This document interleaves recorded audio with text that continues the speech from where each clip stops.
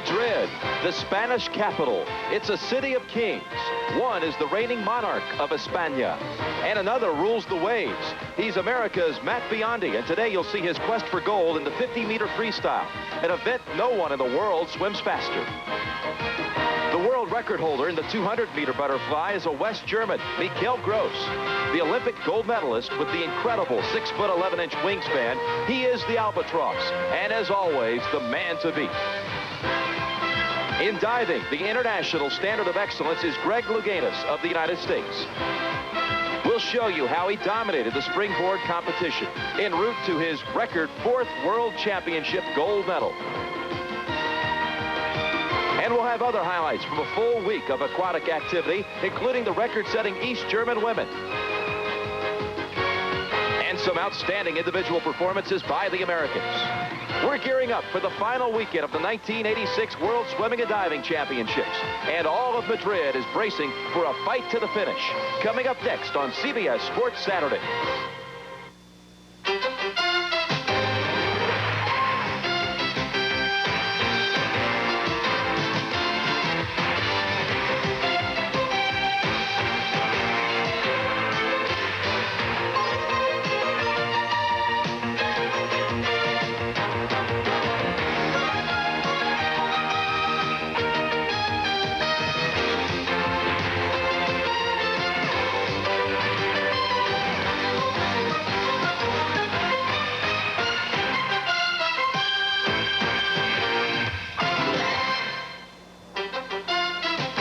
Is El Centro de Natación, the swimming center of Madrid, as we await the start of the final weekend of the 5th World Swimming and Diving Championships. Good afternoon, everyone. I'm Jim Nance. Welcome to our 3rd of 4 broadcasts from Madrid. Coming up, you'll see our exclusive coverage of the 50-meter freestyle featuring world record holder Matt BIONDI of the United States. And the other men's headliner is MICHELE of West Germany. We'll see him compete in the 200-meter butterfly, where he is the defending world champion and world record holder. You know, because of the Olympic boycott in 1984, these world championships marked the first time that the best swimmers and divers from East and West have faced each other in head-to-head competition since 1982 at the Worlds in Guayaquil, Ecuador. America's national swimming coach, Richard Quick, has already admitted his disappointment in the showing of the United States team during the past week, citing travel and inexperience as among the reasons why the Americans have fallen way short of their Olympic laurels. Meanwhile, the East Germans, especially their women, have operated as a well-oiled swimming machine whose efficiency has, if anything, improved since Guayaquil 4 years ago. On the men's side, the American showing has been more positive. But it wasn't until Monday that the United States struck gold when diver Louganis captured the Springboard title. Phil Boggs is our diving expert, and coming into the championships here in Madrid, Phil, you shared with Louganis the record for most individual titles at the World Championships. Monday, you witnessed him break the record. Well, it was not unexpected. In fact, as we watch Louganis compete, we expect him to set world records every time he steps on the springboard or the platform. All right, the springboard again was on Monday. Louganis of the United States collecting the first gold. Let's take a look. Again, the Americans had been shut out in the gold medal department on the opening weekend of the World Championships, but come Monday in the men's springboard final, Louganis changed all of that. Well, Greg is the consummate diver. He's got power, grace, style, and he's a consistent performer. Well, his mother was in the stands for the men's springboard final. Greg has told us many times in the past that he dives his best when his mother's in the stands watching. He was the leader throughout this competition. The age of 26, he seems to be getting stronger and better with age. Well, he's done the same list of optional dives. Those are the difficult dives to do in competition. The dives we're watching here, he's done the same list since the 1982 World Championships. He's done nothing but get more consistent. There's Dr. Sammy Lee, Greg's first coach, and Ron O'Brien, Greg's current coach. Dr. Sammy Lee was a diving great in his own right, winning gold medals at the 1948 and 1952 Olympics in the platform. This was the 10th round. There are 11 rounds in all, and this was Greg's best dive of the afternoon. And this is the most difficult twisting dive done in competition. What an entry that was. That was great. That's a reverse 1 1/2 somersault with 3 1/2 twists. It's a 3.3 degree of difficulty and a perfect finish. And his mother, you could see, she was saying that was what looked like a perfect dive to her, and in the eyes of the judges, well, 2 of them agreed. 2 10s on that dive for Louganis. This was his final one of the afternoon. By this point, he already had locked up the competition. Now, Greg's not competing here. He's just performing. He's showing off his talents for the rest of the world. And that's the most difficult dive done in competition today. It's a 3.5 degree of difficulty. So Greg Louganis, who picked up his first world championship in 1978 on the platform, then doubled at Guayaquil in 1982, he picks up 1/2 a piece of the puzzle here, claiming the Springboard title. And Sammy Lee, well, he's here to lend support to his longtime friend. And Ron O'Brien happy as the Americans pick up their first gold medal of these world championships in Madrid. And by the way, you'll see Greg Louganis in action again tomorrow as he looks to sweep with a victory in the 10-meter platform event. And Phil, we'll see you later in today's broadcast with the women's platform competition. But there was more gold to come for the United States on Monday, and we'll be back with that action and all the rest of the week's competition when this special edition of Sports Saturday continues from Madrid here on CBS. This special edition of CBS Sports Saturday is sponsored by Budweiser. Beechwood aged for that clean, crisp taste. This Bud's for you. McDonald's. It's a good time for the great taste of McDonald's. And by Bartles & James Premium Wine Cooler. Thank you for your support.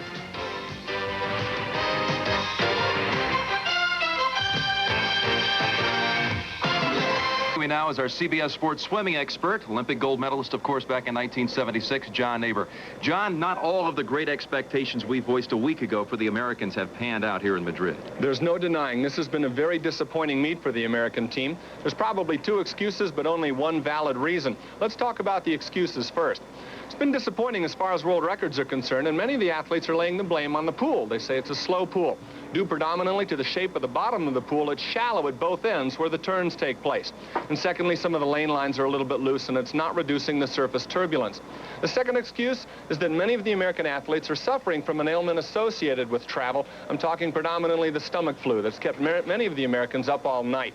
But the main valid reason is the fact that the rest of the world is getting better, that they are producing athletes of equal or in some cases greater talent that are making it tough for the American swimmers to win here. Swimmers like the East German women who consistently perform well, oftentimes with personal bests and occasionally a world record. In spite of this, the American squad has not been without its moments of brilliance itself. All right, John, one of those highlights was on Monday. That was in the men's 100-meter butterfly, and let's take a look at that action.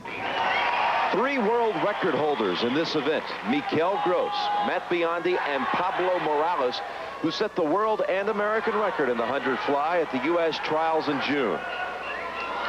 Matt Biondi's our top qualifier from the preliminaries. He served notice at the U.S. trials by setting the 2nd fastest time in this event ever, but it's a relatively new event for the freestyler in the international butterfly. And you see the albatross lurking in the background. America's best natural talent in the butterfly, however, has got to be the world record holder, Pablo Morales. He was a silver medalist in this event in the Olympics, so in some ways this is sort of a rematch against the gold medalist, MICHELE Gross. Both of the butterflyers should be latecomers coming strong in the back half of this race. Gross fresh off the victory yesterday in the 200 free, where he won the showdown with Biondi. He'd like to stop the Americans here once again. Americans in lanes 3 and 4. Good start across the board. It looked like Biondi was a little bit anticipatory of that start.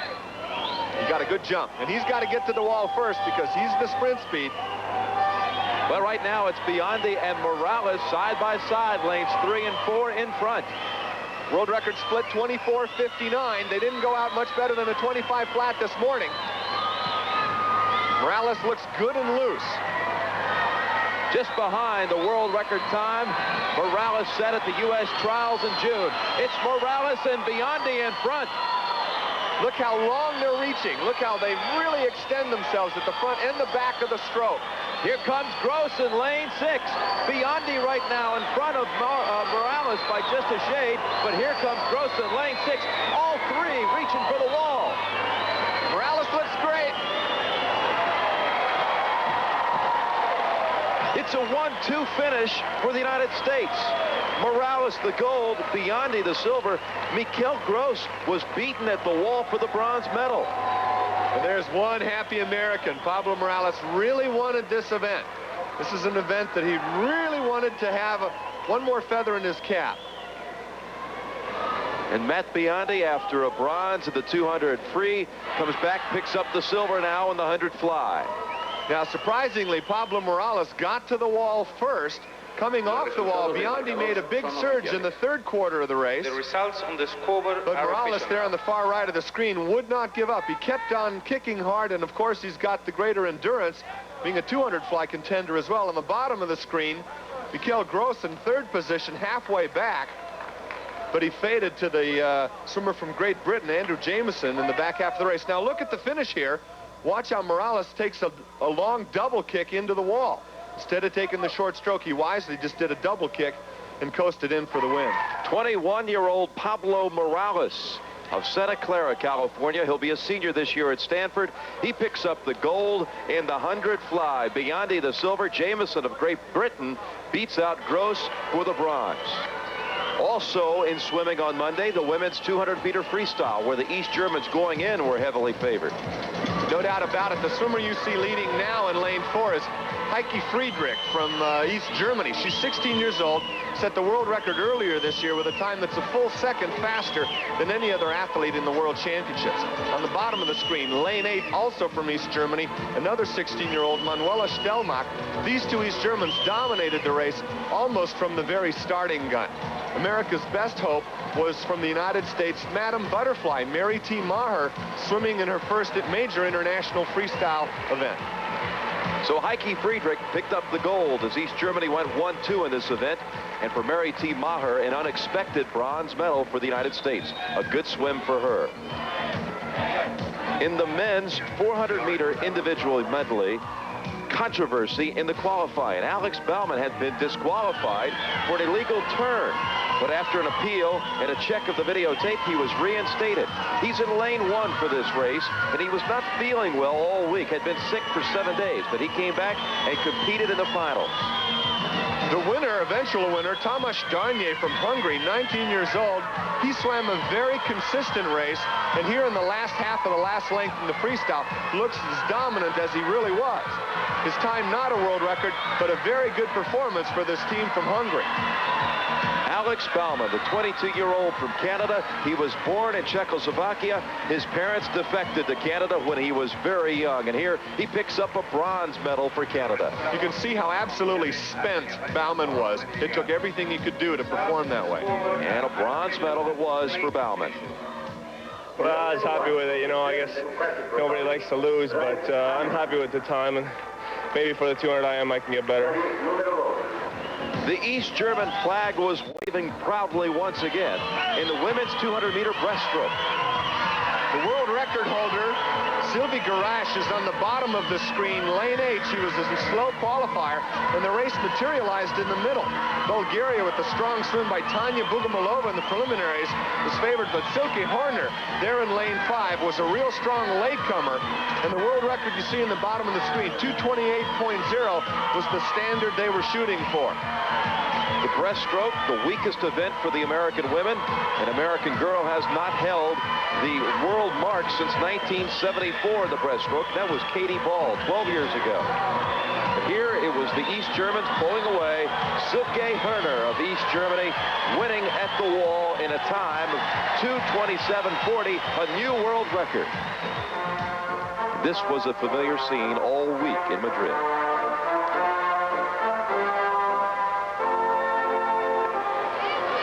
The Albatross was back on the prowl Monday evening in the men's 800 freestyle relay. Was shaped up as a battle between the United States and West Germany. But there was one other team who would come right back and sneak into contention. That was East Germany, right in the middle of the pool, where all of the action took place. East Germany top qualifier. Many people were considering this a rematch of that Grossbusters relay of the Olympics, where the United States outtouched MICHELE Gross by 4/100ths of a second at the wall. Here going into the first exchange, Australia was leading at the end of the 200.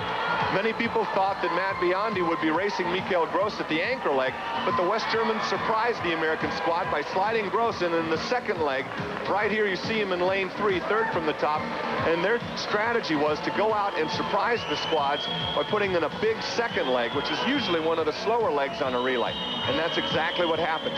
Gross took the West Germans to a full body length lead at the 100 of his swim, at the 300 of the relay, and they were definitely looking dominant at that point. So Gross opened up the advantage for West Germany midway through the 800 freestyle relay. They also felt good knowing that Tamas would be swimming the anchor leg for the West German team. East Germany was second at this point, and the United States were in fourth behind Australia. Now this is the third leg, third of 4 legs. Swimming for the West Germans, Alexander Schottke. For the United States, Dan Jorgensen, who's a strong distance freestyler, but the 200 freestyle is more of a middle distance or almost a long sprint event. As they came into the wall for the final exchange, Schottke turned it over to Tamas, who's a student at USC and more accustomed to the relay, the teamwork involved in relays. So the West Germans put him on the anchor leg. Swimming the anchor leg for East Germany was Sven Lochewski. For the United States, Matt BIONDI. But by this point, BIONDI had a lot of ground to make up. Sven Lochewski had also outtouched BIONDI for the silver medal in the 200 freestyle, so things were looking bleak for the American squad. They did get somewhat closer together going into the last turn. Hoerner, looking to his left, should have seen Lochewski coming, but he acted almost as if he didn't see him coming, because Lochewski caught him early in the last lap of the race. So as this race unfolded, it became a battle between West Germany in lane 3, East Germany in lane 4. The Americans at this point could do no better than a bronze. Now, Americans had often criticized the East German women because the East German men had not performed as well. Here you see the East German men going ahead, surprising the American men, and winning the gold medal by 5/100ths of a second. This is the second relay the West German national team has lost by less than 1/2 of a tenth of a second. A big leg for Sven Lochewski as East Germany steals a page from the book of the East German women. They take the gold here unexpectedly. This was the first time the American squad had lost this relay since 1956. We'd been disqualified before, but we'd never lost. So a look of dismay from BIONDI and Gross, but the gold goes to East Germany and the silver to West Germany. The United States, the bronze. The men's 4x200 meter freestyle. We'll be back with more swimming results from the week in Madrid in just a moment. El Centro de Natación as they and we look forward to today's swimming program, which will include a pair of world record holders in their specialties. American Matt BIONDI in the 50-meter freestyle and West Germany's MICHELE Gross in the 200-meter butterfly. In the meantime, let's look back at Tuesday's action, starting with the men's 100-meter freestyle. Matt BIONDI of the United States is the world record holder in that event, and here's a look at the action.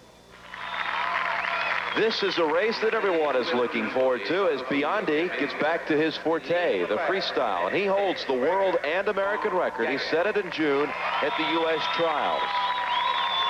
Matt BIONDI is a natural talent, and this is a perfect distance for him. It falls between the explosive 50 freestyle and the somewhat endurance 200 freestyle. Matt is our top qualifier, and he swam exceptionally well in the preliminaries. You can see he's just looking a little bit more confident. He's ready to go. Team captain Tom Jager of the United States is our second qualifier. He's been very positive throughout the week, so we can expect this to be a two-man race between the two Americans. So BIONDI looking for gold for the first time here in Madrid. His parents have come over from Moraga, California to witness this race. Lucille and Nick BIONDI. So far for Matt, a silver medal and a bronze. Now, I know these athletes are excited. Their preliminary times are very optimistic, but the start of any freestyle is always going to be a little bit tense because there's a lot riding on the explosive reaction to the gun. Two Americans in the middle of the pool, BIONDI and Jager, lanes 4 and 5. Yep, there you saw it. Stefan Volleri of the Swiss team. He was trying to anticipate the gun, and he rolled a little bit too far, fell in the pool early. So the tension mounts even a little more. Lane 1 at the top of your screen. Lane 8 at the bottom, the Americans right in the middle of the pool. 2 lengths of the pool up and back, and BIONDI's off to a good start. We can expect Jager, though, to hit the wall first. He went out faster than world record pace in the preliminaries, and BIONDI knows it. He's not going to be too concerned. The important thing is to hit the wall hard and bring it all the way home. It's the 2 Americans at the 50-meter mark. 1-2, BIONDI and Jager. 23:56. That's under world record pace. And BIONDI has moved in front in lane 4.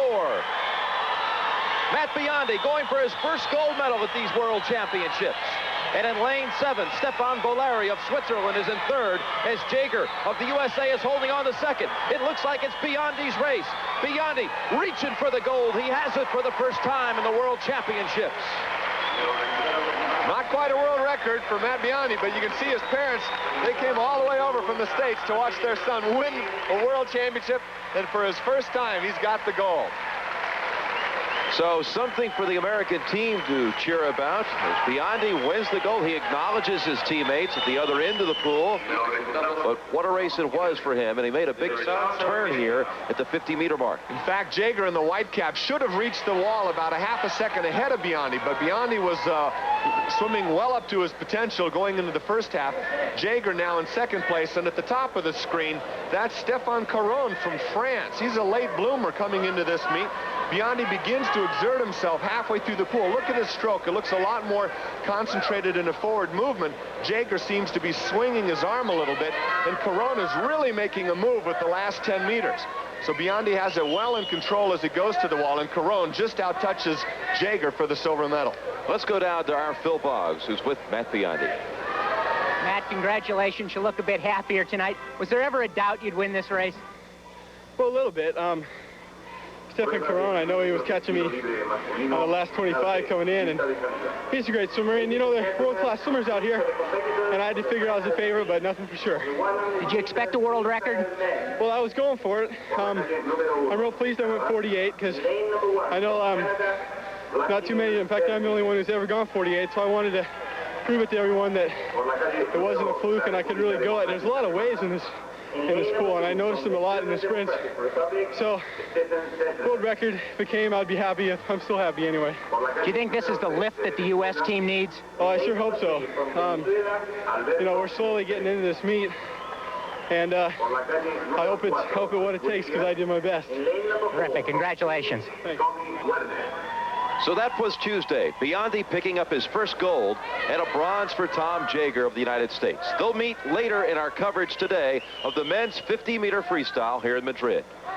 And still searching for gold for the first time in Madrid. The American record holder, Betsy Mitchell. And because of the development of Betsy Mitchell, the American women have a chance in this race.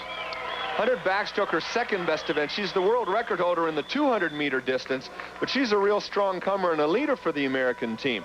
Her challenge will come in the adjacent lane by Cornelia Search, the East German star, 2nd qualifier in the preliminaries. But Betsy's spirit and enthusiasm is really essential for this American squad. Not only does she swim well in the water, but she shares her enthusiasm with the team. The lane assignments, East Germans in lanes 2 and 5. Mitchell, because of the top qualifying this morning, will be in lane 4. The East Germans had the 10 fastest times in history until Mitchell broke through at the U.S. trials in June. On backstroke, they start in the water.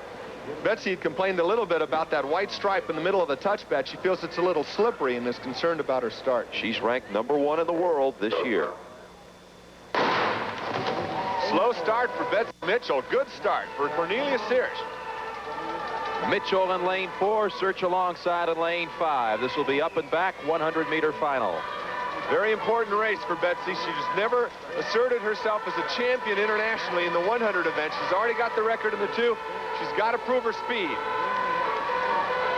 6 swimming finals in women's competition. All 6 have been won by East Germans, and Betsy Mitchell with the chance to break that streak here. 50 meters to go. Her and Search are neck to neck. Holding her head very still, which is a good sign. And Search seems to be swimming back and forth across the lane a little bit. Cornelia Search, perhaps a bit in front right now. Betsy Mitchell of the U.S. in second. Ann Mahoney in lane 1 of the USA is in 5th. World record 1:00.59. That's the time she's looking for. Look at the kick by Mitchell. Final 10 meters, she has taken the lead. Betsy Mitchell has the first gold for the American women. And I guarantee she's going to show us a little emotion here. A little bit farsighted, so it takes her a while to read the scoreboard, but there's the leadership the American team so desperately needed after 6 women's events won by these Germans. We needed something like this. 20-year-old Betsy Mitchell from the University of Texas out of Marietta, Ohio, collects gold. And John, let's take a look at it in the turn at the 50. Now, Betsy looked very, very strong, although we were not expecting her to touch first. The East German on the far left does that. Cornelia Search looks for the wall, makes the turn. But remember, Betsy is the world record holder in the distance backstroke, the 200-meter, so she comes home very, very strong. Cornelia Search, you see her now swimming across the lane, getting closer to Mitchell as Mitchell continues to kick and pull away. Look how still Betsy's head is. She rotates her shoulders, getting good pull. She doesn't rock her head at all, whereas the East German does seem to be bobbing a little bit in the water. As they come now to the last 10 meters, you see her continue to extend her lead. And all the way to the wall, she throws her arm back for the win. So Betsy Mitchell did it. She collected gold for the American women for the first time. Ann Mahoney of the United States finished 7th. For the East Germans, a silver medal, and this one, the Soviets, a bronze. For Betsy, the moment she had trained for. And for the Americans, the most emotional moment we had seen in Madrid.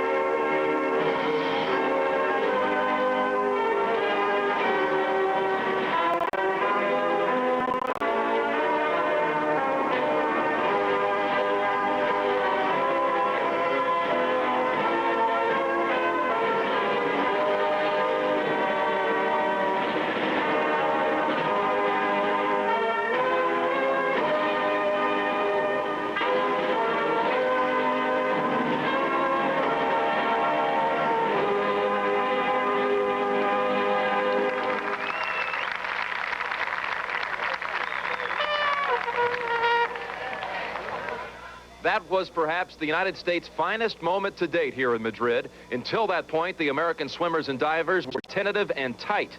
But Betsy Mitchell of Marietta, Ohio, seemed to have at last lit a fire. Wednesday was a day off for the swimmers, and while the Americans tried to regroup, our CBS Sports colleague Ann Butler explored the venerable custom wherein Spaniards take a part of every day off. It's called La Siesta, and here in Madrid, they've elevated the catnap into an art form. It's not always easy to do as the Spaniards do. At times, it's difficult to follow the logic of the siesta, for example.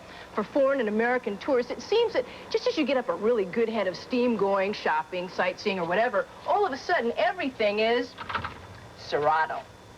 There's just no such thing as 9 to 5 here. The business day is split. Morning hours begin at 10 and end in the early afternoon, and evening hours last from 4:30 till about 8. In between, Madrid is closed. Everything from banks to businesses to boutiques to bars and cafes. Why, it's even difficult to find a drugstore that stays open during siesta. Tourists cannot wait until it is finished. Because we have to see a lot. It's frustrating initially, no question. Because you can't do anything. Yeah, you can't do anything during that time. If you want to run to the store or whatever, it's impossible. For the record, there is some recourse for hungry Americans who can't wait till dinner. But for visitors, it's always confusing. Siesta, it seems, can throw anyone off schedule. Why are you so late? 40 minutes late.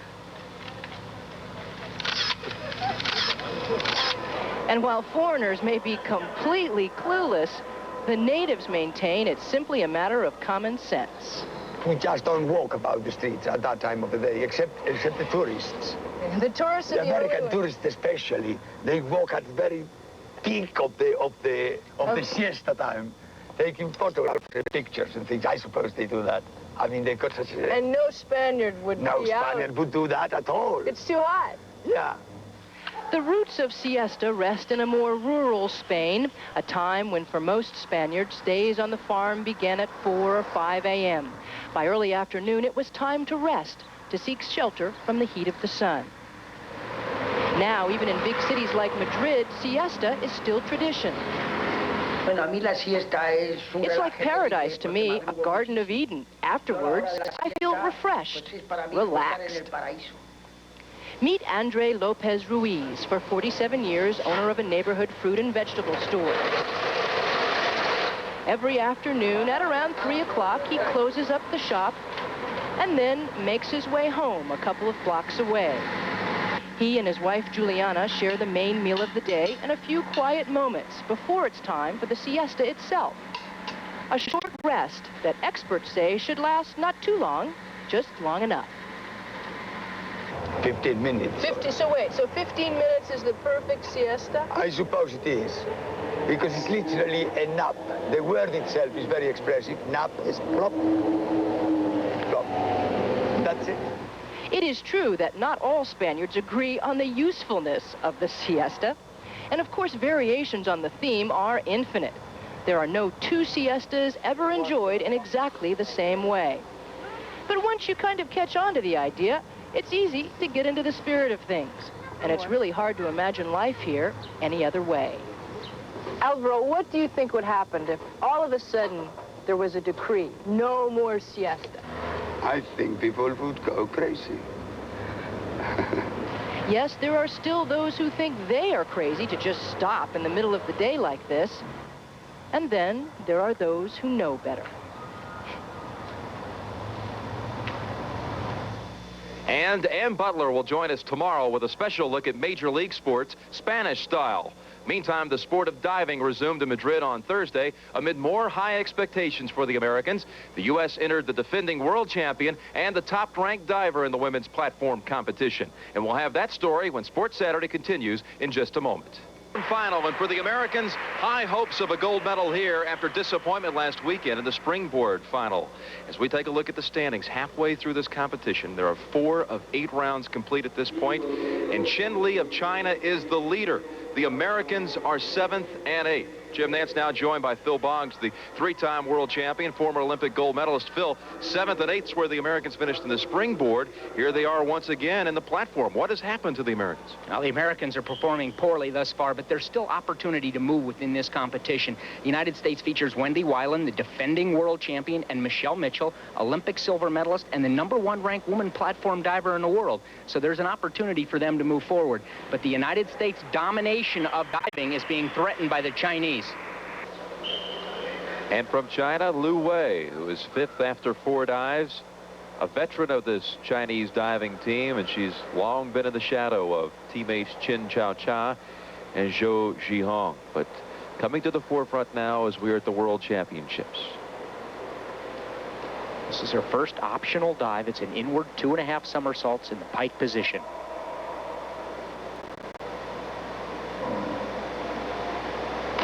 That was excellent. That was a terrific dive. Get big scores, but we've seen it before from the Chinese, and especially this particular one. Lu Wei in the World University Games had a huge lead doing dives like this, and then blew her last couple and fell down in the standings. Well, good scores for Lu Wei, 8s, 8.5s, and a 9. That'll move her up in the standings.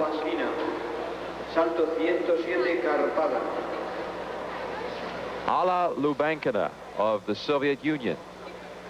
She has the highest degree of difficulty in optionals of the finalists. Well, we saw her in 1983 as a 16-year-old at the World Cup doing these dives. And that was so-so. That's the kind of dive that the judges are probably going to give like 5s and 6s to. She does the most difficult dives. This is a forward 3.5 somersaults in pike position. Just barely makes it before she hits the water. You can see 5s and 6s. In diving, anything better than a 7 is a good dive. This is just a little bit less than that. MICHELE of the United States. She was the platform diver of the year last year. Age 24, the oldest performer in the finals. Remember, this is a 10-meter tower, 33 feet up, and she's on her hands.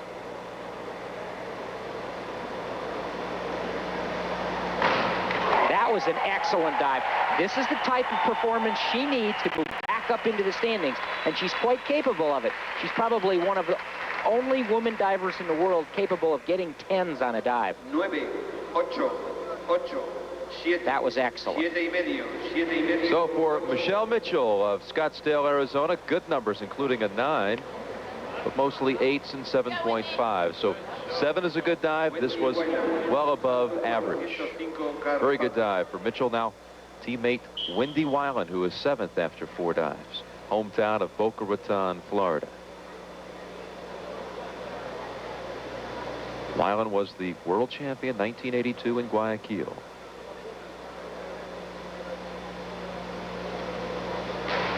Right straight in. That was the inward direction. 2.5 somersaults. Wendy has been consistent in diving. Means she can do all these dives and land straight up and down just about every time.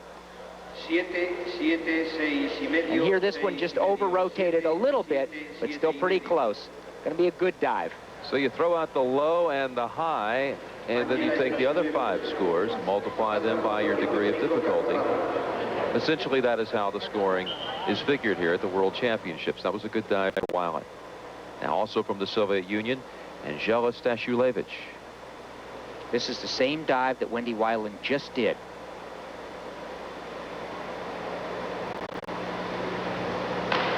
A little slow somersaulting. You saw WYLAND finish the dive a little bit higher, but Stashulevich had a great entry, and the entry is the last thing the judges see. They watch the jump off the platform, dive in the air, and the last thing they see is the entry, and hers was better. She'll score a little bit higher. Gao Ming of China was the winner in the women's springboard final. Now the leader here in the platform is Chen Lin of China at age 16. 15-year-old Gao Ming. Now we see 16-year-old Chen Lin.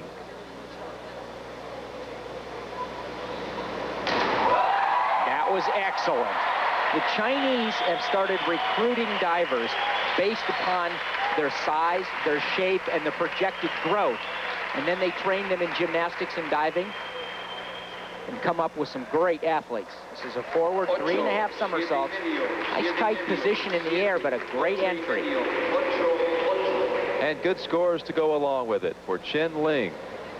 Coach Ron O'Brien knows his American team is behind at this point. There's Xu Yingming, who's the China diving coach, has been their coach since only April. And boy, what a start he's had in his first year. China is 1-2 after 5 rounds. 3 to go. It's the U.S. diving team along with Wendy WYLAND. Ron has been the Olympic coach of the United States since 1972 and has been Wendy's coach since she was 14. Wendy moved from New York to California to train with Juan. That's Bruce Kimball and other members of the United States. We'll see Bruce up in the men's platform event. Lu Wei of China. This is a reverse direction. She'll somersault back towards the tower, and watch how close she passes the platform as she somersaults.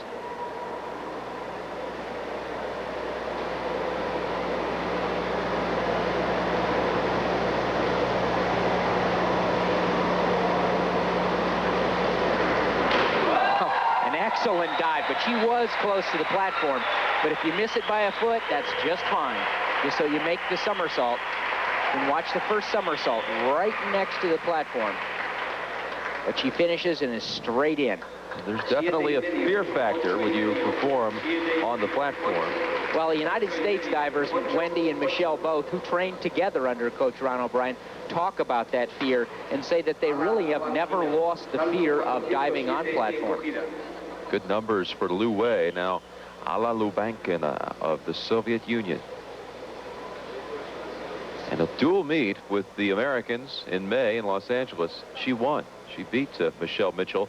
But then the following week, MICHELE came back and beat her at an international competition in Florida. Here they are meeting now in Madrid for the World Championships. This is an inward 3 1/2 somersaults, somersaulting toward the platform. Very low finish. In other words, she barely finished the somersault before she reached the water, but managed to get straight in.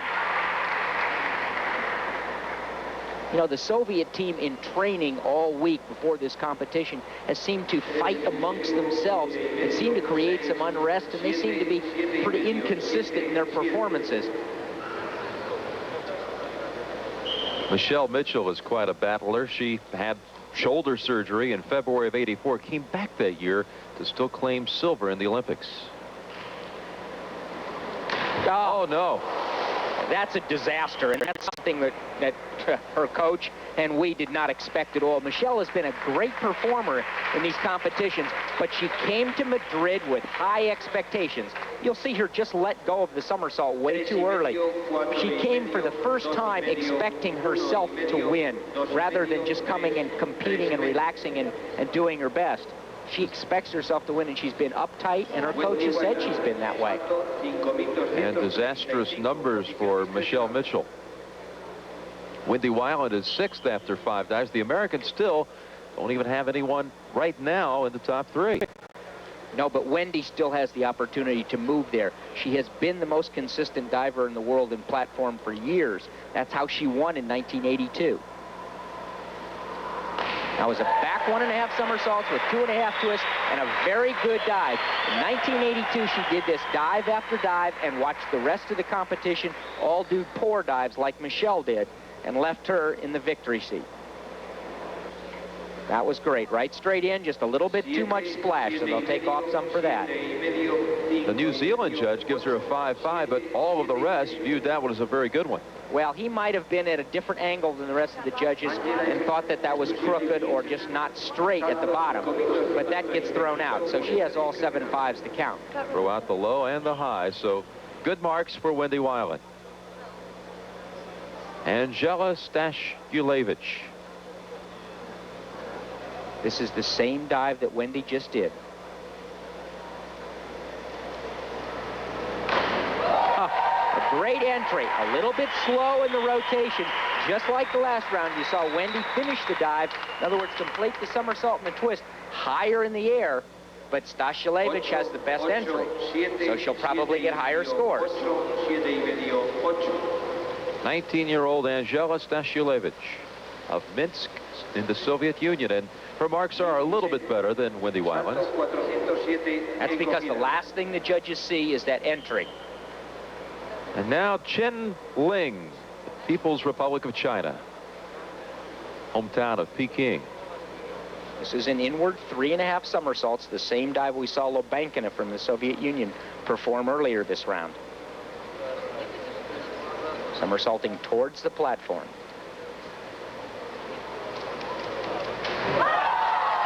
Well, the crowd has certainly been behind the Chinese divers. They've getting great cheers each time, but that dive was not that good.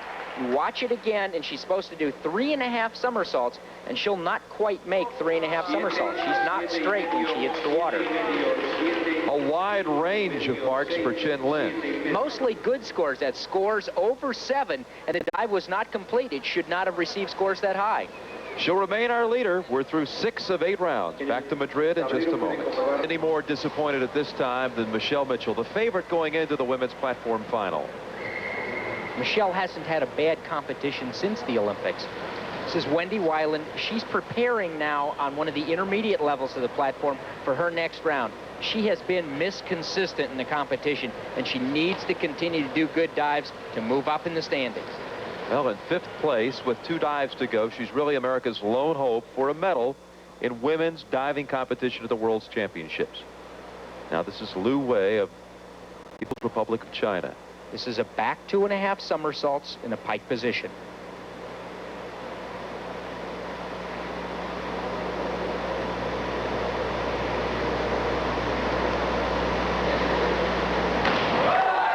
position in the air, but just runs out of room. She's a little bit short on the rotation. In other words, the dive is described as 2.5 somersaults. You got to make all 2.5, and she's just a little bit short of that. Great position in the pike. Flexible like any gymnast. You may notice some tape on the back of her neck. She had an old neck injury flare up yesterday in prelims.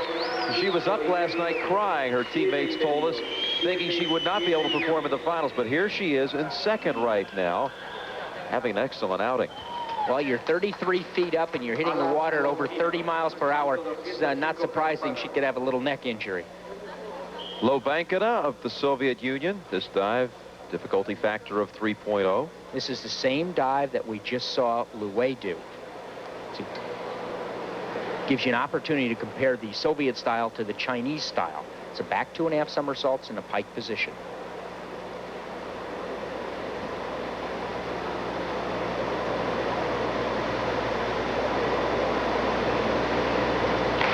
I think the Chinese style is a little bit more fluid, but they look pretty similar in the air. And the result on the entry was pretty much the same. Both of them were almost straight up and down, but a lot of splash. Louganis has been on the international scene for a number of years, the 1983 European champion and the 84 gold medalist in the Friendship Games. Here, anything ranging from 6 to 7 fives for Louganis of the Soviet Union. And that angle gives you an idea of just how high up they are. You know, MICHELE has had an outstanding year diving. Why do you think this performance has happened today? Well, she came to Madrid uptight from the beginning. She expected to do well, and I think in her mind she expected to win, and we expected her to. And now she comes here thinking about that rather than just relaxing and performing.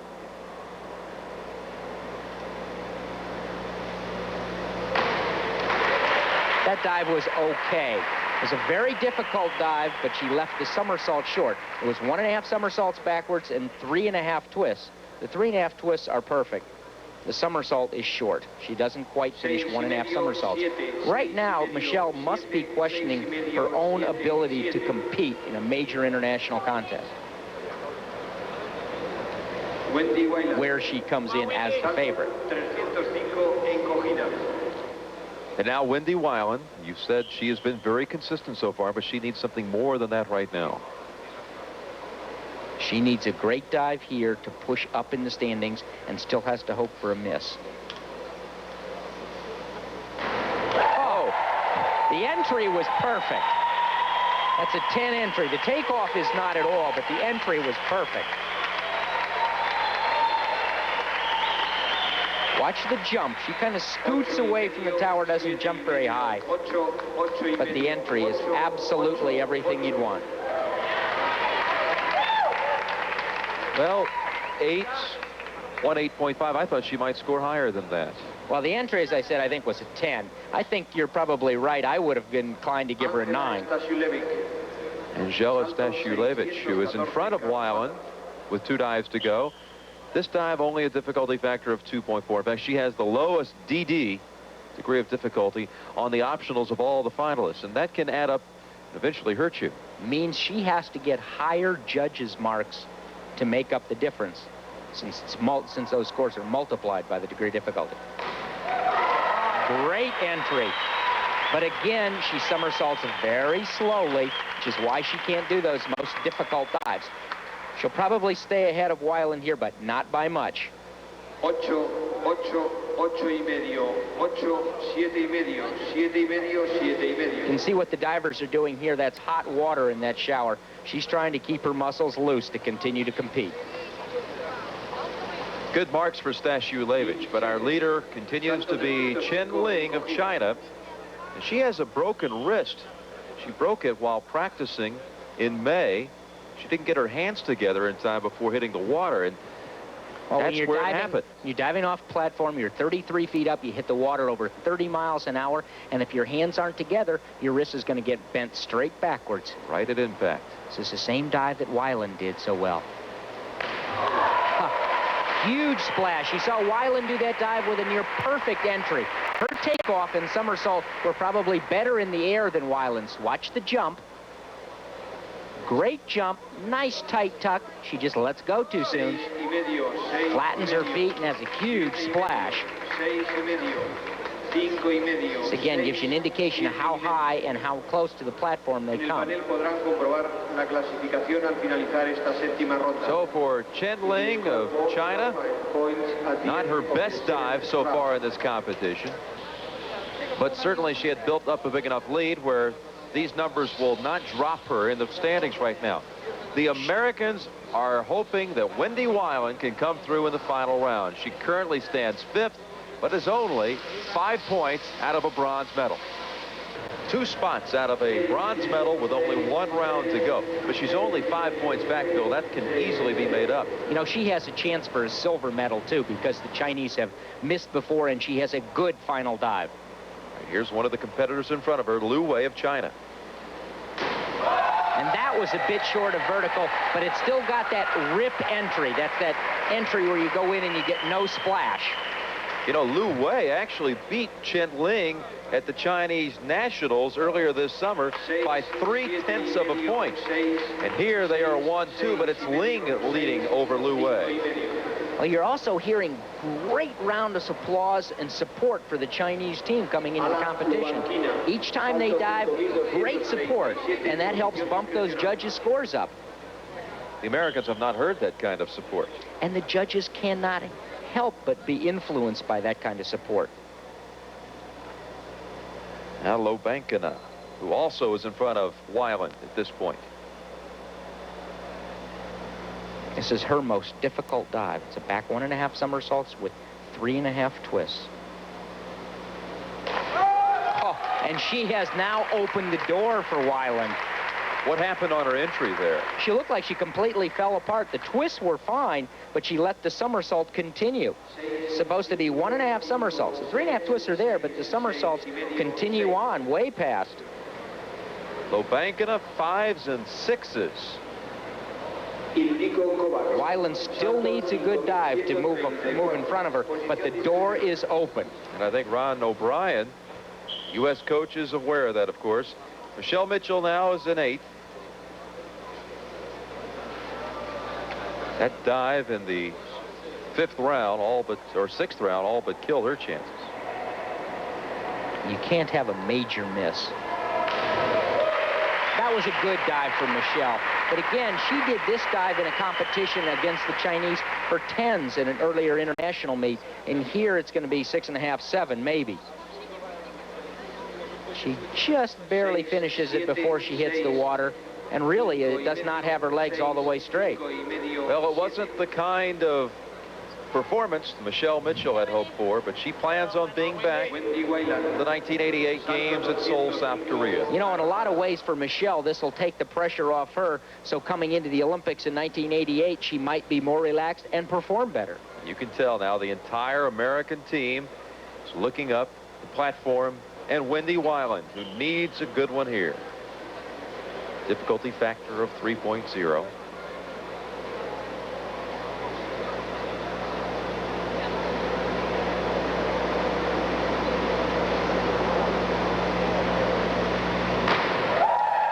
Great entry. That could be enough.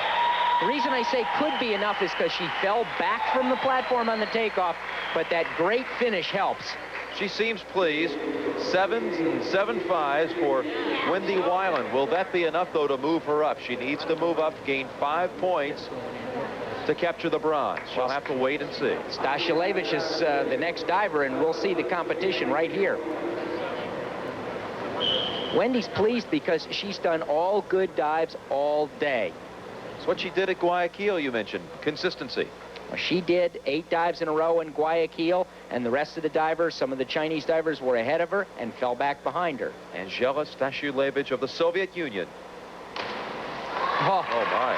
She missed again. I think WYLAND can move ahead of her, should move ahead of her given that performance. That was the same dive that MICHELE missed earlier in the competition. It's a forward 3.5 somersaults in the tuck position. And she does not open up all the way and rotates right past 3.5 somersaults. So Stashulevich and Lobankina, both of the Soviet divers, missed in the 8th round. And Wendy's checking out the scores. And I think she, well, she sees she's moved past the 2 Soviet divers. WYLAND has come back from injury, got the bronze medal in the '84 Olympics, and here she's regained her form and has at least a bronze medal in this competition. Of course, it's unlikely, but Chen Ling has such a big lead. But if she flat out missed this dive, it could be silver for WYLAND. And this is the most difficult dive being done in the competition. We saw WYLAND do 2.5 somersaults backwards. This is 3.5 somersaults backwards. There's your winner. No question about that. Xu Yingming, the coach of China, has a pair of winners. And the United States has their first medal in women's diving. They were the favorites going in to the springboard and platform, but they walk away with only 1 bronze. But they have to be somewhat happy with that, considering the position WYLAND was in. Well, they're congratulating WYLAND, but kind of nodding their heads, knowing the Chinese have again gone 1-2. Bill, gold, silver for the Chinese in the springboard. And here in the women's platform final, Lin gets the gold for China, Lu Wei the silver. Wendy WYLAND, the bronze for the USA, and MICHELE finished today. Let's go to John Neighbor. Coach O'Brien, obviously the Chinese have learned a lot in the last couple of years. Where did they learn it, and what exactly are they doing that's so successful for them? Well, I don't think they're doing anything different than they were a few years ago, except they're competing a heck of a lot better. In 1982, they came in with great expectations at the World Championships, and they didn't do very much. And I know that they went back right after that and started a sports psychology program for their divers. What can we do to catch them and regain our position in world diving? Well, our girls here were kind of non-existent except for Wendy WYLAND. We have to go back and revamp some of our style. We have to work more on our entry and a little more on consistency. So I think in general we're just going to have to work harder. But obviously from the judging, they are not buying what we're doing anymore. So we're going to have to change some of our ideas about how we go about doing some of the dives. Can we make those changes before the next Olympics? Well, I don't think there's any problem with that, but we need to get started right away. Good luck. Thank you. And the misfortunes continued for the United States on that day. Mary T. Maher used to own the 100-meter butterfly. Now here's a look at how she performed. She is one of the senior members of the American team, an Olympic gold medalist and world record holder. Certainly youth and the inability to adjust to international travel could not be deemed valid reasons for her subpar performance. As they came down the final 50 meters, we see Mary T. Maher settling for a bronze medal. And after watching the East Germans pass by in the pool, Mary T., like so many of her teammates at these World Championships, had to watch the East German flag raised to the top. The DDR, as we know it, is a relatively young state, an outgrowth of the Yalta Conference toward the end of World War II.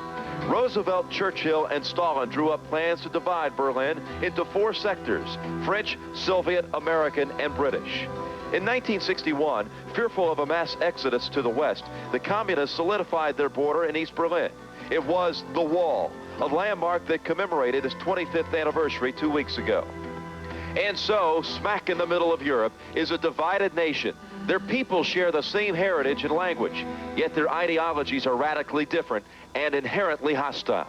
In the last 10 years, the GDR has mass-produced more swimming world champions than any other country in the world. The Germans have a very well-organized swimming machine. All the very best sports science minds, the coaching minds, medical doctors, and so on, are zeroed in on this meet here this weekend. In the United States, you know, we have a lot of other meets that are very important to a majority of the coaches, such as NCAA championships and national championships and things like that. I do think that we have to work within our system, but we need to point our system a little bit more toward the international level. And so for the Americans, mostly students for whom training is only a part of what they do, the major reaction is frustration. We anticipated winning a lot more races, and it's hard to rally around seconds and thirds and fourths and fifths when you anticipated winning some of those races. But one bright spot for the Americans had to be the swimming of Matt BIONDI, who came alive Thursday with the 4th fastest relay split ever swum in the 400 relay. BIONDI, the second from the bottom on your screen, was in 3rd place when he jumped in the pool for the anchor leg. But by the turn, BIONDI had taken the lead. Don't forget, this 400 freestyle relay is an event that the U.S. men had never lost before at the World Championships or the Olympic Games. BIONDI had already possessed the 3 fastest splits in this event, and here he added the 4th fastest split in the 400 relay.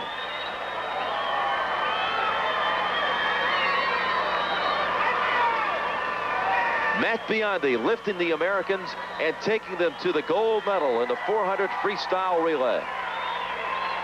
And it was the kind of performance that finally brought the rest of the American team to their feet for the first time in Madrid. This was the Matt BIONDI we had looked forward to while coming to Madrid and had hoped to see. Here he adds to his medal collection, now totaling 2 golds, a silver, and a bronze. So what a lift it was for Matt BIONDI as he leads the Americans to the gold in the 4x100 relay. We'll be seeing Matt BIONDI later today in this broadcast in the 50-meter freestyle, and it looks like he's starting to get a little confidence going to me, John. Well, certainly the American team needs more confidence. There's only 2 evenings of competition remaining here in these championships, and if the American squad wants to salvage their pride, they're going to have to get going. We're going to be watching the sprint freestyle, the 50-meter event. First time it's ever been held in a major and international meet. There's a lot of prestige that'll go with that title. We'll also be watching the women's distance event, so we'll be able to compare them with the competition tomorrow, which will be the women's sprints and the men's distance event. So there's a lot of competition, valuable competition, still remaining here at these championships. And there's going to be other events where the Americans have qualified here as well. All right, sounds like a lot in store, and we'll return to the World Swimming and Diving Championships after this message and a word from your local stations. It's the last day of competition at the World Swimming and Diving Championships. Now the wide open women's 200-meter individual medley. The American record is held by Tracy Calkins. The woman who is expected to fill her shoes in the American IM events is Michele Griglione, the 17-year-old from Alexandria, Virginia. She's already claimed silver in the 400 IM. Let's meet Michele Griglione. In many ways, Michele Griglione is like any other 17-year-old. She's spending part of her summer playing a little Chopin on the piano, having just graduated second from an Alexandria, Virginia high school. Michele is smart enough to keep up her interest in the piano for an appreciative mom. When I was young, I wanted to quit because I didn't like the practicing. And then my mother said, if you quit piano, then you have to quit swimming. So that was it right there. I never quit piano. Indeed, swimming is the key to her summer. Unlike other teenagers who, once they finally learn how to drive, spend all their time tooling around town, Michele has other priorities. Driving a car does nothing for me except for get me to practice and back. I'd much rather be swimming. That's where it's all at for me. She's been swimming almost her entire life. A 2-time national champion, she showed the right stuff at a young age. I remember when the big kids used to try to race me. Yes. Kids are still unsuccessfully trying to race her. She won the individual medley at the World Championship trials easily. The medley with 4 separate strokes is very demanding. I knew nothing at all at swimming. I mean, I couldn't tell you what stroke at the beginning when she swam. It was just after 6, 7 years, I finally caught on to it. The butterfly is definitely the easiest part of the race because you haven't swum anything before and it's fresh off the start. Your arms are loose and your thoughts are collected. Coming off the wall in the backstroke, I try to streamline as much as I can. You are somewhat tired from the butterfly, so you just have to keep it long and stretched to make sure you're grabbing a lot of water underneath. The breaststroke, my legs need to be much stronger in the breaststroke because that's when you start to really feel tired. Your lungs start to hurt. Coming into the freestyle, you just forget about the pain because it's the end of the race and you just have to go all out and look a little, breathe every once in a while and see where your competition is. Michele's strokes are very even. She has the ability to go to a national meet and place in any one of the stroke disciplines, and this makes her a real strong individual medley swimmer. For years, the United States was represented by Tracy Calkins in medley events. But with Calkins' retirement, it's up to Michele Griglione to carry the load. Even though she's a relative newcomer to international competition, Michele is ready for the challenge. Outwardly, I'm a good loser. Inwardly, I'm kicking myself for the next year and a half, maybe. So that's why the piano playing and the car driving have been put on hold this summer. For when you represent your country, sometimes you have to pay a special price. But the Grigliones are looking at this for what it is, a special opportunity. Some children, teenagers, go out and get paying summer jobs. This is her job to do well, and she's not necessarily getting paid for it in monetary rewards, but she's getting a trip to Spain. And there she is, Michele Griglione of Alexandria, Virginia. She did a lifetime best earlier here at the championships in the 400 IM, and she picked up a silver medal, just 32 hundredths of a second behind Kathleen Nord of East Germany. And you know, she's one of the few American athletes who's done personal best times here at this championships. On the basis of that, we might say that she's having one of the better meets on the American squad, so we ought to watch for something good out of her right now. She's only 1 second behind the top qualifier in the preliminaries. Michele will be in lane 7. The United States also had Susan Rapp qualify for the finals, but then she was disqualified for a dolphin kick on her breaststroke leg. Lane 1 at the top, 8 at the bottom. 200 individual medley. This will be 4 lengths of the pool.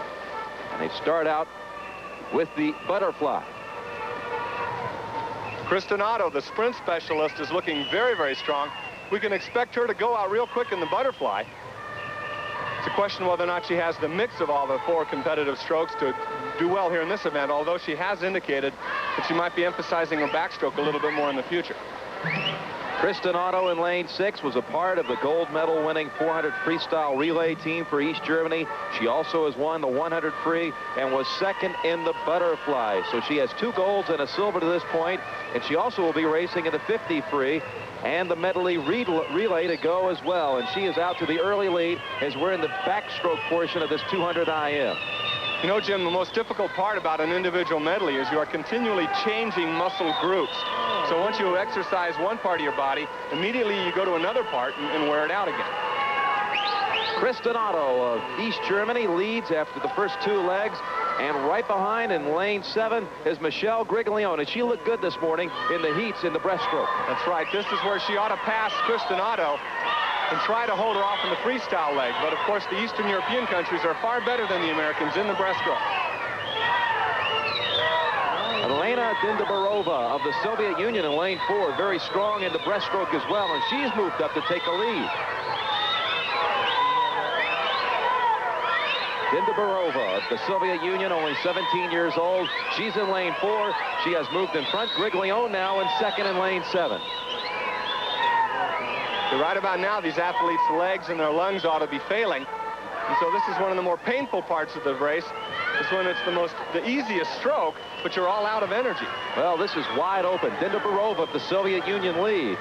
Kathleen Nord of East Germany has moved up right alongside of her teammate Kristin Otto of East Germany in lane 6. And Michele Griglione right now is 4th. 20 meters to go. The leader is Elena Dindabarova of the Soviet Union. Now here comes Kristin Otto of East Germany. Kristin Otto in lane 6, Dindabarova in lane 4. Otto saw her coming. She turned. She was breathing to her left. She saw her competition, and she went for it. It is Kristin Otto.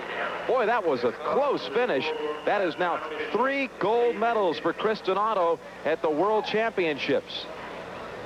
Look at her breathing to her left. Otto second from the bottom. She looks at the leader. She sees what she has to go.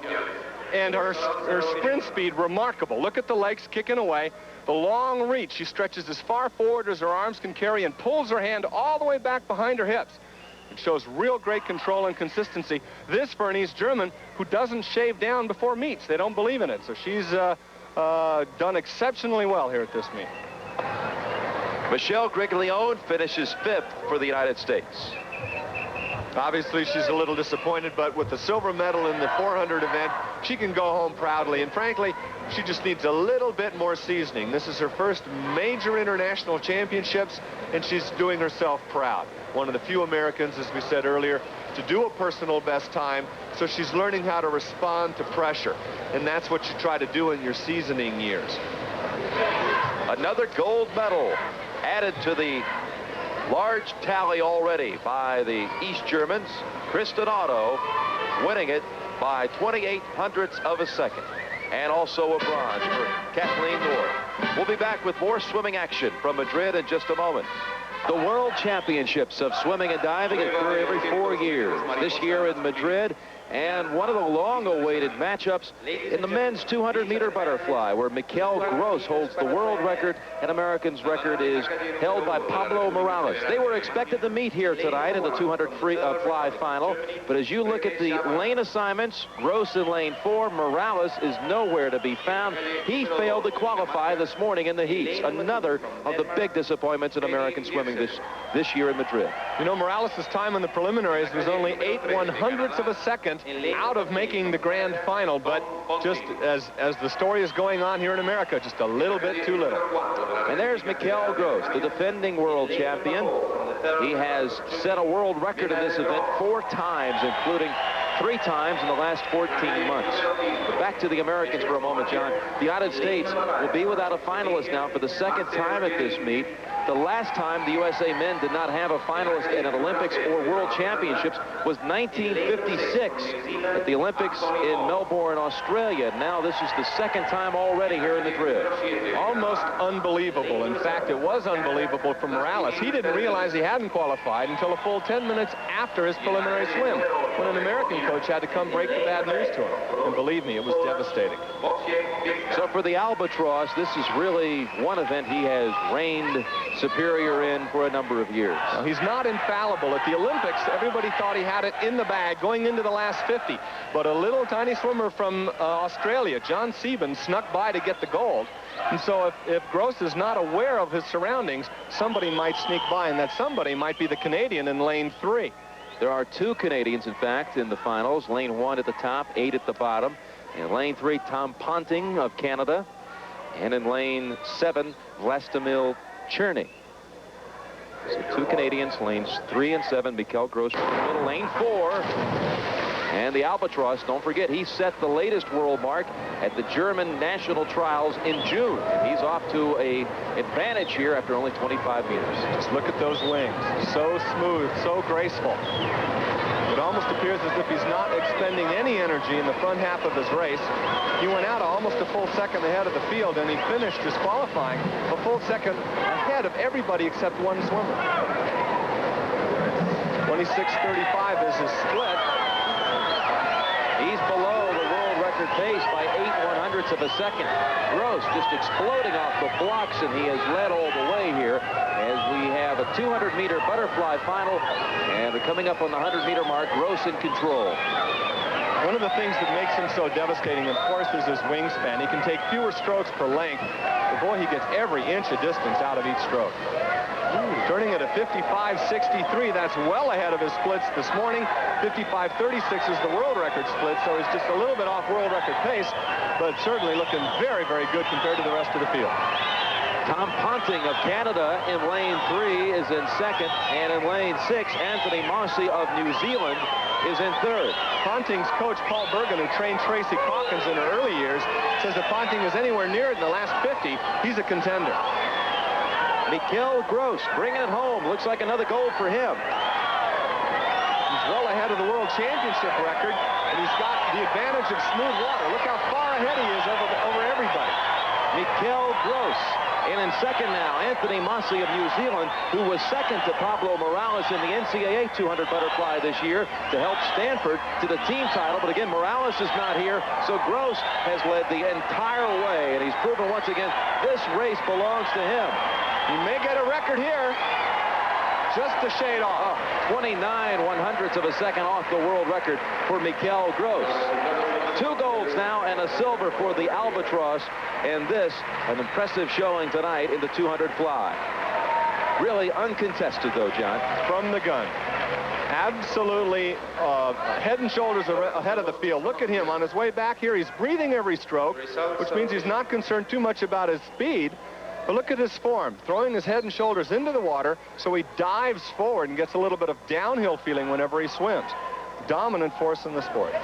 6 foot 11-inch wingspan of the 6'7" MICHELE Gross, who has been, unlike the Americans, undaunted by all the problems we've heard about the food and the adjustment of coming to a foreign country and traveling and the whole works when you have to compete internationally. When it comes to his physical stature, he feels very confident and, as you say, unaffected by the food or whatever here in town, but he's still affected by the pool.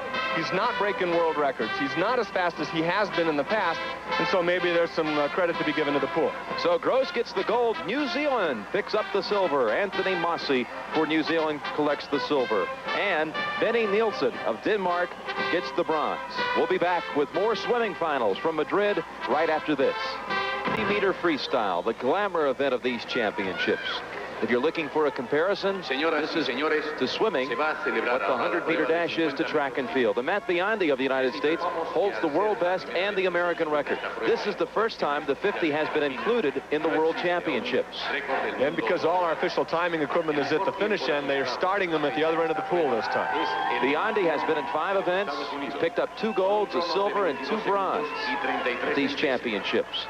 So all in all, that's not too bad. He had a slow start in the preliminaries, so he's going to be swimming out of lane 2, a slow qualifying place, but that was really because the official let a swimmer next to him roll, get a flying start, and BIONDI assumed they'd call it back, and of course he was mistaken.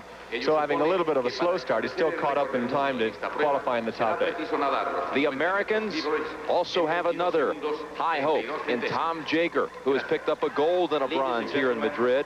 Jager had the world best in the 50 at last December's U.S. Open, but Jager's time is now the second fastest ever because BIONDI beat him and beat that time at the U.S. trials. Jager is probably the epitome of a drop-dead, purebred sprinter. This man is extremely quick in the short distances, and his attitude's been real optimistic throughout the week that the 50 freestyle is his event. He's also co-captain on the team. So here are the lane assignments. The Americans, BIONDI in lane 2, Jager in lane 5. This should be wide open. Lane 1 at the top, lane 8 at the bottom of your screen.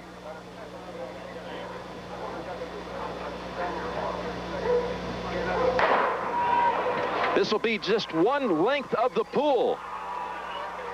Athletes immediately coming to the surface, trying to hydroplane across the top of the water, not swimming through it. The 2 Americans in front, BIONDI and Jager in lane 5. Jager's in front in lane 5. Tom Jager.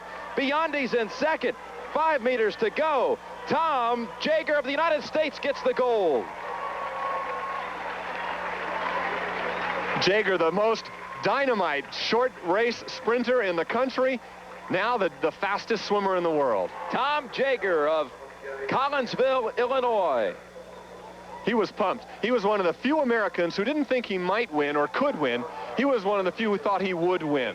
And it's that attitude, that positive attitude we saw on the starting blocks, his mental preparation, his toughness, it was all together for him right from the gun. For Matt BIONDI of the United States, a bronze medal. And for the world record holder, that's hard to bear. But again, BIONDI had been training for all these events. Jager, just a sprinter, this was his bailiwick right here. This race is so quick, it's hard to tell who's in front, but you can see Jager, the final 20 meters, had the advantage. And BIONDI got beaten out at the wall for second. Yeah, BIONDI second from the top of your screen. He came to the surface and he held himself clearly in second place, halfway down the pool where those blue floats are. But at the bottom of the screen, you see Jager, and he's held a 3/4 body length lead from about that point. And it got all the way down to the wire, and it was nip and tuck. And BIONDI got nipped out for the bronze. Tom Jager of the United States, the gold medal. The second for him in Madrid. The silver, Dano Halsall of Switzerland. And for BIONDI, the bronze medal. Matt BIONDI picks up the bronze, but Tom Jager, the gold here in Madrid. And let's go down now to Phil Boggs, who has the winner of the men's 50-meter freestyle, Tom Jager. Tom, the title of world's fastest swimmer is now yours. Did you expect it? Yeah, I trained hard for the 50, or I trained well for the 50, and my objective was to be the fastest after this meet. In the Orlando trials, Matt got you at the wire. How about here? Well, he was struggling a little bit with confidence, I think. And he's a great swimmer, and, you know, he was there, but luckily for me, I had it. We saw a little wave and a kiss at the end of that. What was that for? That's for my wife, Becky. She's the greatest, and I'm happy that she was here to see it. Congratulations, Tom. Great swim. Name number 1 from the German Democratic. Tom and Becky Jager will head to their honeymoon early next week. They're going to Mallorca, an island off the coast of Spain that's known for its pearls. But Tom Jager will leave Madrid with a pair of gold medals. Back to Madrid after this word from your local stations. Becky and Tom Jager celebrating Tom's second gold medal of these World Championships. The women's 4x100-meter medley relay. The East Germans hold the world record, which is almost 5 seconds better than the American record, shared by the 82 World Championship team from the United States and the 84 Olympic team from America. Here, once again, it figures to be the East Germans. They have so far dominated the women's competition through 12 events. They have won 11 golds to 1 for the United States. They're clearly heavily favored in this competition. They've got the champion in the freestyle, the champion in the butterfly, champion in the breaststroke. The only leg they're weak at is the backstroke, and that's Betsy Mitchell, America's leading backstroker. She'll be leading off the relay from lane 8 at the bottom of the screen. The United States in the preliminaries qualified last, so they will be in lane 8, while the East Germans were the tops in the heats, and they will be in lane 4. They qualified so poorly because they used a B team. None of the 4 preliminary swimmers are repeating again tonight. So for the East Germans, the first leg, it'll be Katrine Zimmerman, silver medalist, to Betsy Mitchell in the 100 back. Mitchell again, the gold medal here. So for the United States, they hope that Betsy Mitchell can get them off to a roaring start in lane 8, the bottom of your screen. Betsy's one of the few American swimmers who's got confidence going into these competitions. She's really psyched for this, and she is a real team swimmer, so she should do very well in a relay. She's off to a good beginning here to the 4x100 medley relay. Katrine Zimmerman of East Germany is in second. Betsy Mitchell in front right now for the United States. Holding her head. It's very important for these backstrokers to come all the way to the wall. It's real easy to coast into the finish when it's an individual event, but if the next swimmer on the blocks is timing their departure off of your stroke, you've got to swim all the way to the wall. Betsy Mitchell will give the Americans a slight advantage after the first leg. Into the pool comes Jenny Howe for the U.S., and for the East Germans, Sylvia Garash, who set a world record yesterday in the 100 breaststroke. Yeah, the East Germans have superior legs in the back 3/4 of the relay. So it's going to be hard for the Americans, unless they swim exceptionally well, to do much better. The third leg will be the butterfly, and they'll finish with the freestyle. Jenny Howe was 7th in the breaststroke yesterday, won by Garash, who has now given East Germany a slight advantage with 50 meters to go on the second leg. Look at the bottom of the screen. Jenny Howe swimming there in lane 8. She recovers in the breaststroke with her arms outside of the water. She recovers above the water's surface with her arms. She thinks it helps her go faster, and certainly she's a national champion, so you've got to give her points. Sure does look weird, though. Sylvia Garash has East Germany in front. Mary T. Maher will swim the butterfly for the United States, and she'll need to turn in a big performance. Sylvia Garash comes in, and Cornelia Gressler for the East Germans in lane 4. In lane 2, Bulgaria is in 3rd at the moment. East Germany 1, U.S. 2nd, and Bulgaria 3rd. Bulgaria's been a surprise team here at this championships. Not known for a lot of talent in the sport of swimming. They've scored exceptionally well here. I asked Mark Schubert, one of the American coaches, who he felt was the outstanding team. He said Bulgaria without a doubt. Not even close. They've done so much more than anyone in the world of swimming expected of them. And this is just one more example of that. Gressler in front for East Germany by 2 body lengths.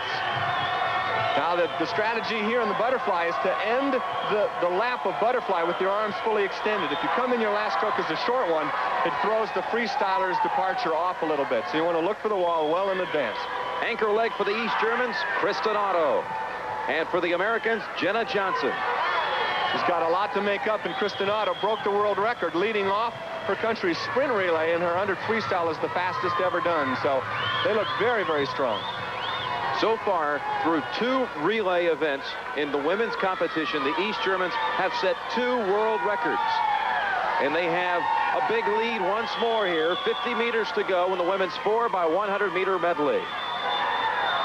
4:03.69 is the world record in this event. They're just a shade behind it right now, but once again, Otto is swimming remarkably well. Jenna Johnson's turning in a good leg for the Americans. She's actually gained ground on Otto. See if she can move up a little more. She's had a disappointing meet so far. This is going to be a real big swim for her. Kristin Otto on her way to her 4th gold medal of these championships. She touches the wall first for East Germany. The Americans get the silver, and the bronze goes to Holland. Anna-Marie Verstappen coming in the anchor leg for Holland as they take the bronze. So, as expected, East Germany wins it, followed by the United States and then Holland. Not a world record, but an overall good performance, a new world championship record by the East German women. There's Jenna Johnson. She had a silver medal already. 100 freestyle. She'll pick up another silver medal here. There's the rest of the American team. And watch Betsy Mitchell. She is certainly the leader on this team. Boy, she really cheers for those swimmers. Even when she's not swimming, she adds to the value of the American squad by yelling, cheering, getting involved. She's a real spiritual leader. And in fact, the American team broke the existing American record. So now there's only one USA national team that holds the American record. 4:07.75, 37/100ths of a second better than any previous American medley relay. So the East Germans win the gold. They continue to rack up more titles here. That is now 12 golds to 1 for the United States. A silver medal. Outstanding performance for the Americans as they set a new national record. 4:07.75, and the bronze goes to the Netherlands. We'll return to Spain, the World Swimming and Diving Championships, in just a moment. Get you caught up on our American men's water polo team. They took on the Soviet Union, whom they had upset last week in a preliminary round game. The site, El Pilar Swimming Pool. The Americans would have been in the gold medal game had they not lost to Italy in the semifinals. The Soviets were upended by Yugoslavia, so this game was for the bronze medal. After a scoreless first period, the Soviets jumped into the lead. The U.S. showed patience and waited for a good shot. Greg Boyer tying it at 1 apiece. The game eventually went into overtime, which consists of 2 3-minute periods, and Kevin Robertson scored to put the U.S. up 6-5. At the time, I thought with our defense and with the way Craig was playing all day, that would be enough for us to get the win. But goalie Craig Wilson couldn't stop Sergei Kutinko from tying it at 6 with only 15 seconds left in overtime. So they went into double overtime, and Georgiy Mishvinoradze gave the Soviets a 7-6 lead. The U.S. couldn't catch up, and when this shot hit the post with under a minute left, it was all but over. The Soviets had claimed the bronze. This is the best the U.S. water polo team's ever done in the World Championships, and I'm very encouraged with the fact that every team that we played here, we can beat without a doubt in the Olympics in '88.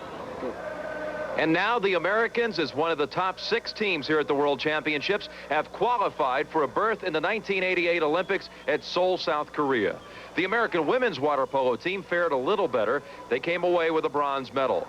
In the other swimming action earlier today, the Americans and the East German women had another showdown, this one in the 800 freestyle, and here's how that race turned out.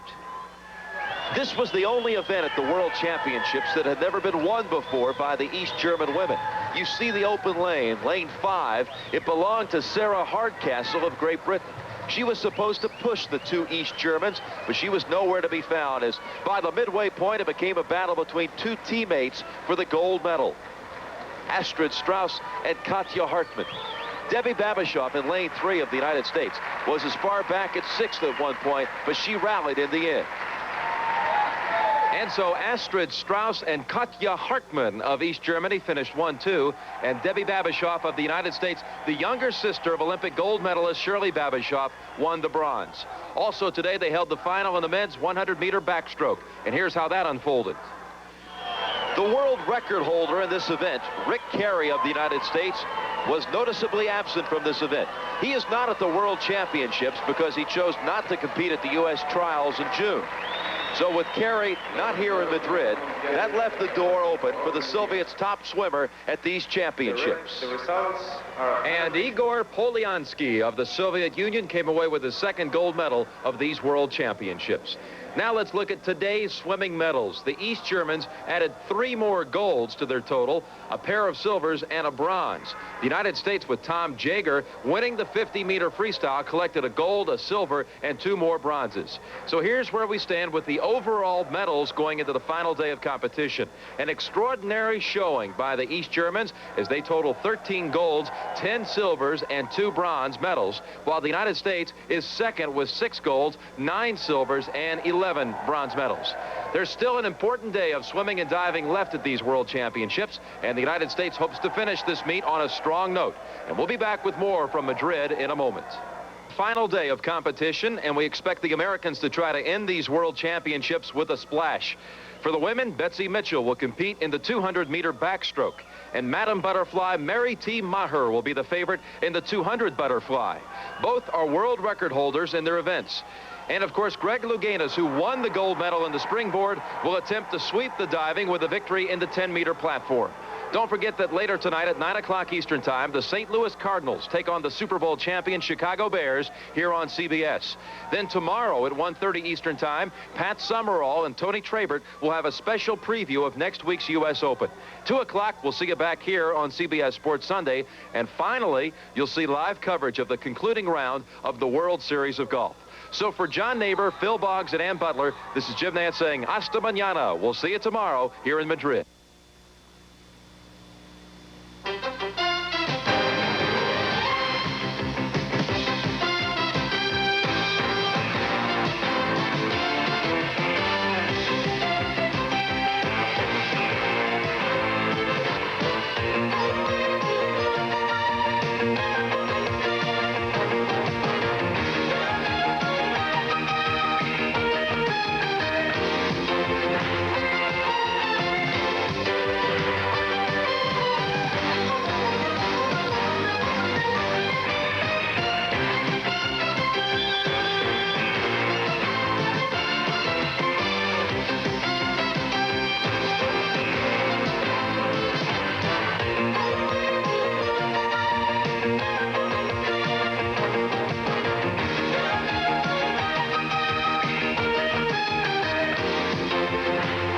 Special edition of CBS Sports Saturday has been sponsored by L.A. Beer from Anheuser-Busch, the cool way to kill a hot thirst. And by McDonald's.